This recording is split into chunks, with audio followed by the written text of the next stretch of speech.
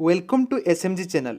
First time visit किया तो channel को सब्सक्राइब कर लेना एंड रेगुलर नोटिफिकेशन पाने के लिए सब्सक्राइब बटन के बगल में घंटी को दबा देना। तो चलिए दोस्तों, इस वीडियो को स्टार्ट कर लेते हैं। दोस्तों, वीडियो को स्टार्ट करने से पहले वीडियो को बिना स्किप करके कंप्लीट देखना, ताकि कंप्लीट जानकारी हासिल हो सके। आधी अधूरा जानकारी प्रॉब्लम हो सकता है। आज कंप्लीटली एनालिसिस करेंगे वोल्टास शेयर के ऊपर।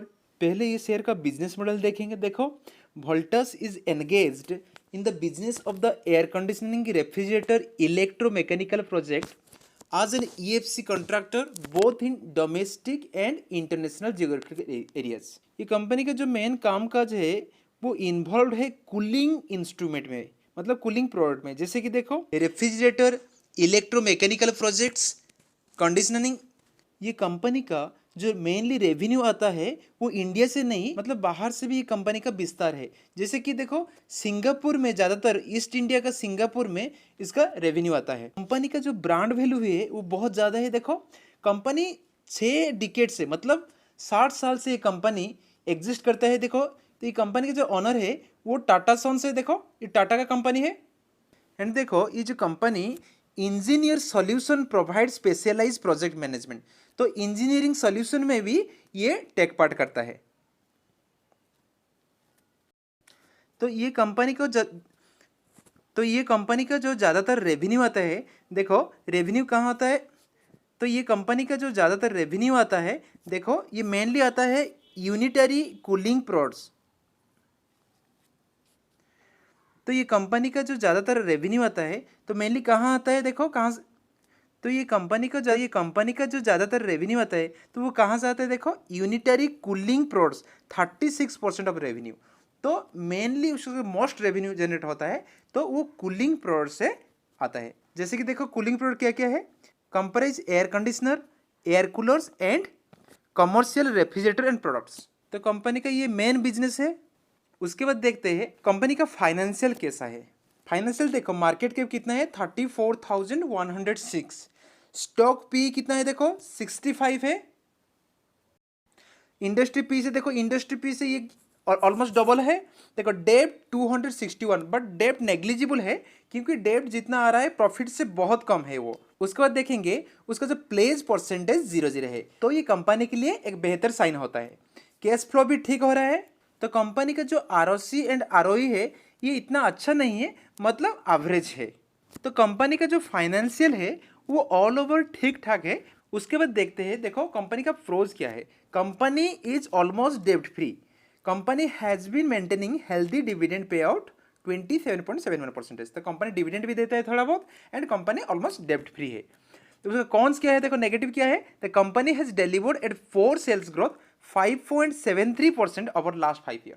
तो उसका जो सेल्स ग्रोथ थोड़ा स्लो हो रहा है and company has a low return on equity over 12.39% for 3 years. तो जो आरओई है कंपनी का वो भी थोड़ा धीमा है। उसके बाद कंपनी का क्वार्टर रिजल्ट देखते हैं। देखो, कंपनी का जो रेवेन्यू जनरेट हुआ है इस क्वार्टर में, मतलब मार्च का क्वार्टर में कितना है, 2652। तो जो पिछले क्वार्टर का, दिसंबर क्वार्टर का रेवेन्यू जनरेट हुआ था वो कितना था, 1995। तो पिछले क्वार्टर से अंडरफिल, देखो बहुत ज़्यादा बढ़ोतरी है रेवेन्यू में। एंड उसका जो वाई ऑन वाई देखेंगे, मार्च 2020 में कितना था, 2090 था। मार्च 2021 में कितना है, देखो 2652। तो that means quarter to quarter भी बढ़ोतरी है एंड वाई ऑन वाई भी बढ़ोतरी है। तो सेल्स में अच्छा खासा जंप हुआ है। उसके बाद देखो, ऑपरेटिंग प्रॉफिट में भी अच्छा खासा जंप हुआ है। देखो 309 है ये क्वार्टर में, जो पिछले क्वार्टर कितना था, 126। एंड ईयर टू ईयर भी ग्रोथ है, क्वार्टर टू क्वार्टर ग्रोथ है, ईयर टू ईयर ग्रोथ है। तो ऑपरेटिंग प्रॉफिट में भी ग्रोथ है। उसके बाद जो नेट प्रॉफिट आएगा, देखो नेट प्रॉफिट ये जो मार्च के क्वार्टर में कितना था, 238। तो वो पिछले क्वार्टर से, तो पिछले क्वार्टर कितना था, 128। तो पिछले क्वार्टर से देखो अच्छा खासा जंप हुआ है। देखो ईयर टू ईयर देखेंगे, मार्च 2020 में कितना था, 159 था। देखो 159 से इस साल कितना हुआ, 238।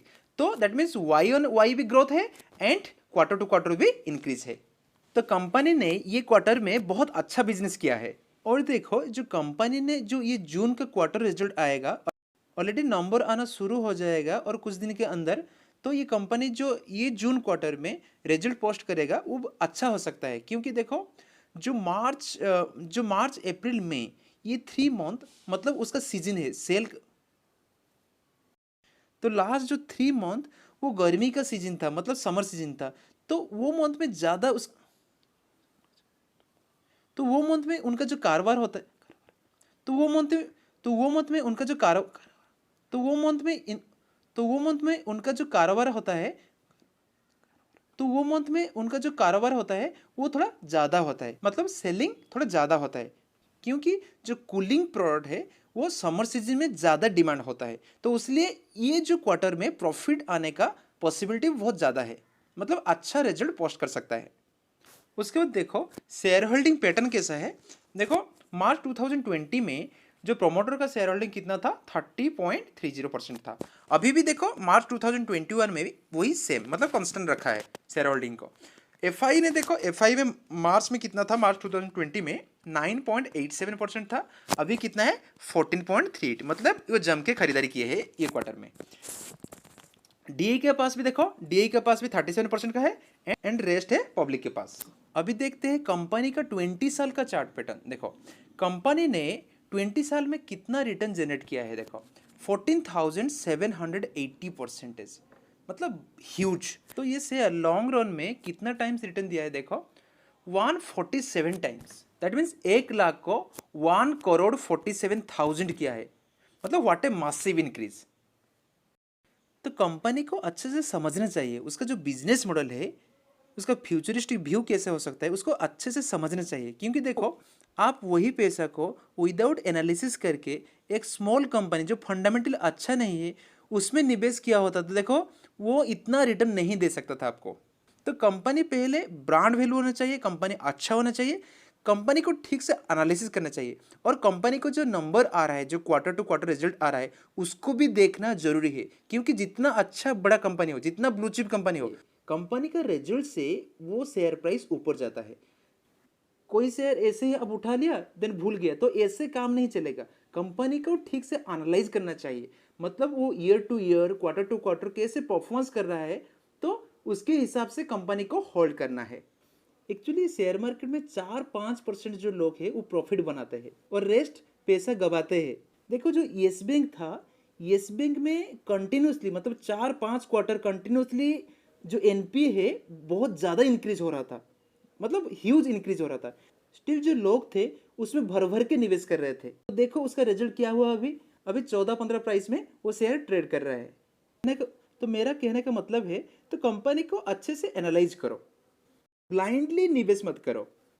एंड देखो जो अच्छा कंपनी है उसमें पेशेंस चाहिए, होल्ड करने का पेशेंस चाहिए। देखो ये कंपनी का एग्जांपल देख लो, ये कंपनी भी देखो 2000 मतलब यहाँ 2007 में ये ऑलमोस्ट हाई था। उसके बाद देखो 2008-9 में ये शेयर प्राइस कितना गिरा, देखो नवंबर 7 2007 से मार्च 9 2009, मतलब 2 साल के आसपास ये कितना गिरे बढ़ता, 83% गिरे बढ़ता। देखो जो भी शेयर उस टाइम बेच दिए हैं, देखो अभी रैली देखो कितना। तो शेयर मार्केट पे एक पेशेंस की कोई चीज होती है, तो अच्छा शेयर हो तो आप पेशेंसली उसको होल्ड कीजिए। कोई भी कंपनी के शेयर डायरेक्टली हाई नहीं चलता है, मतलब थोड़ा बहुत ऊपर नीचे होता है, मतलब अप एंड डाउन रहता है कंपनी में। तो आप लोग को अच्छा कंपनी चूज करके उसमें होल्ड करना है, उसमें निवेश रहना है और डीप में इन्वेस्ट करना है। डीप में शेयर को बेचना नहीं, शेयर को अकुमुलेट करना है। तो वो है तरीका ब्लू चिप शेयर में इन्वेस्टमेंट करने का।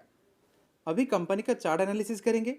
इससे पहले दोस्तों वीडियो अच्छा लगा तो प्लीज़ वीडियो को लाइक करके ज़रूर एनकरेजमेंट करना, क्योंकि आपका एक लाइक बहुत मोटिवेट करता है इस तरह इन्फॉर्मेटिव वीडियो बनाने के लिए।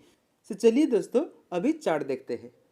देखो कंपनी का ऑलमोस्ट हाई कितना है, देखो 126। देखो 2 बार रेजिस्टेंस फेस किया, 2 बार ऑलरेडी रेजिस्टेंस फेस किया, उसके बाद रिट्रेस होके देखो ये पहला वाला रिट्रेस था वो कितना था 930 के आसपास। मतलब ये जो लाइन है, ये जो ईएमए है ये 100 ईएमए है, तो 100 ईएमए पहले सपोर्ट लिया था।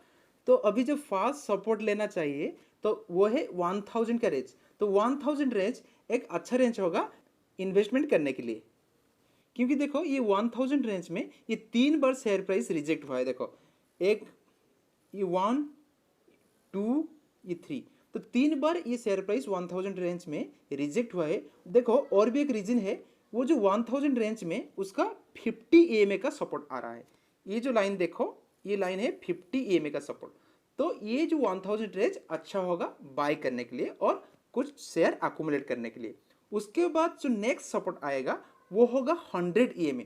ये जो ग्रीन वाला कलर, ये जो लाइन गया है, ये है 100 EMA। तो 100 EMA कितना आ रहा है, वो 970 से लेकर 980 तक आ रहा है।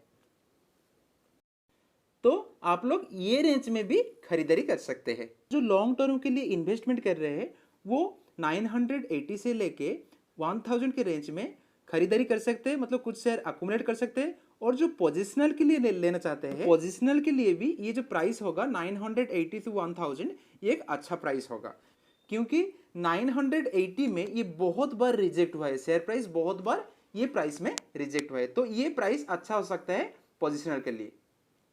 एंड जो टारगेट होगा 1100 का टारगेट होगा। शॉर्ट टर्म के लिए जो स्टॉप लॉस होगा वो होगा 950 के आसपास स्टॉप लॉस होगा एंड टारगेट 1100 के आसपास होगा। तो ये एक अच्छा रेंज होगा। उसके बाद शेयर का RSI देखेंगे। देखो RSI भी देखो कितना बार एक रेंज में सपोर्ट हुआ। देखो ये जो रेंज है, मतलब ये कौन सा रेंज है, ये है, देखो ये है 50 का रेंज है। तो 50 रेंज में 4-5 बार ऑलरेडी सपोर्ट लिया है। तो ये जो 1000 के रेंज है, 1000 के रेंज, तो ये 1000 के रेंज बहुत बड़ा क्रूशियल होगा। उसके बाद जो सपोर्ट आएगा ये वाला देखो 40 का सपोर्ट आएगा। तो 40 का सपोर्ट भी एक अच्छा सपोर्ट है। ये कौन सा आएगा, 970 से 980। तो ये एक रेंज होगा। तो ये दोनों रेंज में 970 से 1000 के रेंज में आप लोग शेयर अकोमुलेट कर सकते हैं। So that's all for today analysis. If you find informative this video, please like, share and subscribe the channel.